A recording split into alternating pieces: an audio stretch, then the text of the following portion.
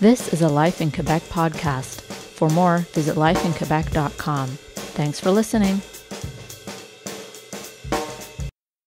Festival d'été de Québec, the machine behind the magic. This is a recording of an article that first appeared in the March 2016 issue of Life in Quebec Magazine. This article was written by me, Andrew Greenfield. With headliners like the Rolling Stones, Lady Gaga and Wu-Tang Clan, it's hard to imagine there was a time when the Festival d'été de Québec didn't draw the big crowds that now fill the Plains of Abraham each summer.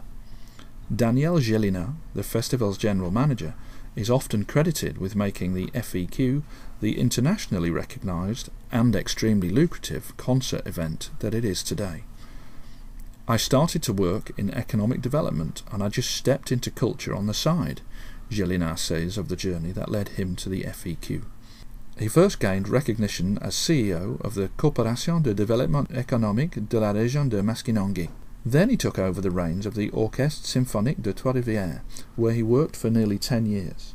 From there, Gélinas got involved in managing more arts festivals in both Trois-Rivières and Quebec City, before becoming the FEQ's general manager in 2002. While getting involved in cultural events was never one of his life goals, Gélinas says his personality lends itself well to the role of general manager because he's able to manage and organise different components of the event while thinking about their content at the same time.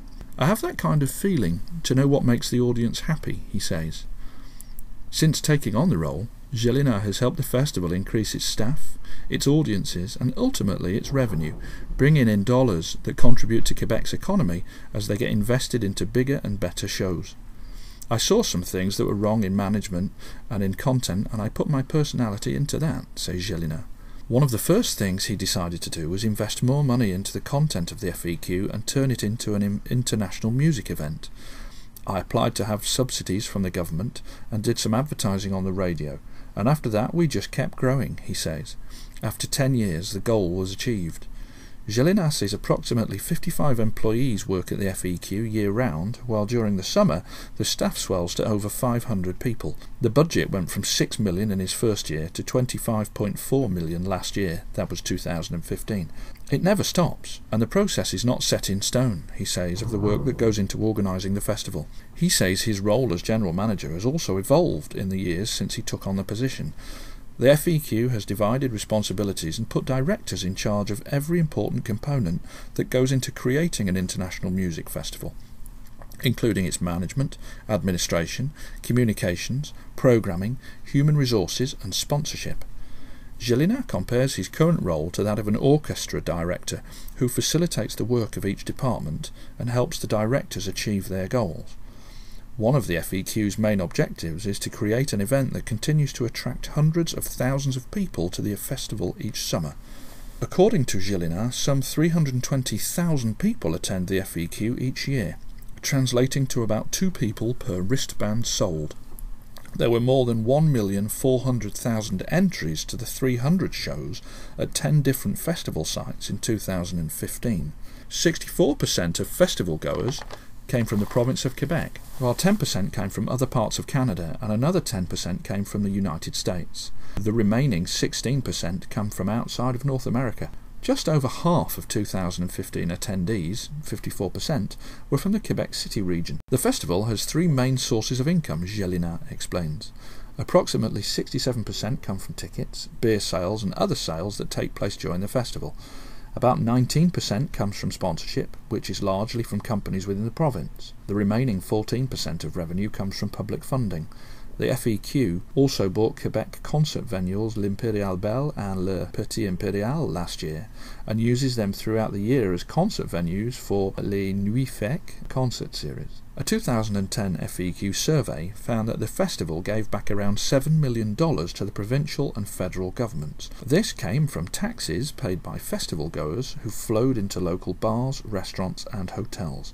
Gélinas estimates that today the tax revenue flowing into the government's coffers as a result of the FEQ is closer to $10 million.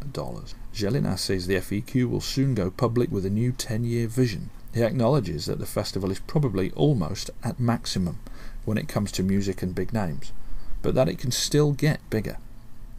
How can we give our festival goers and visitors from all over North America and Europe a second experience outside of the music, he asks. Besides noting that the FEQ has conducted focus groups with employees and festival goers, Gélinas does not reveal any more details. A big project for the FEQ in 2017 will be the Tall Ships Regatta between Europe and Quebec. Gélinas says the challenge of organising this major event is similar to that of Quebec City's 400th anniversary celebration in 2008, which he also managed. That was a great success for Quebec, and that was probably the biggest challenge for me in my life, to step into the crisis and the very dark atmosphere where all the media put down this celebration. He says support from the community helped to create a successful event for the entire city. It's a very proud achievement for me and all of Quebec, because that was the realisation of all the people of Quebec. What's next for the festival and those who make it happen? We'll just have to wait and see.